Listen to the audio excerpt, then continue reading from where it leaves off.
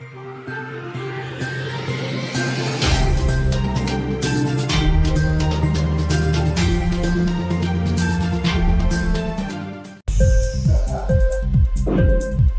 TV prime time news కి స్వాగతం.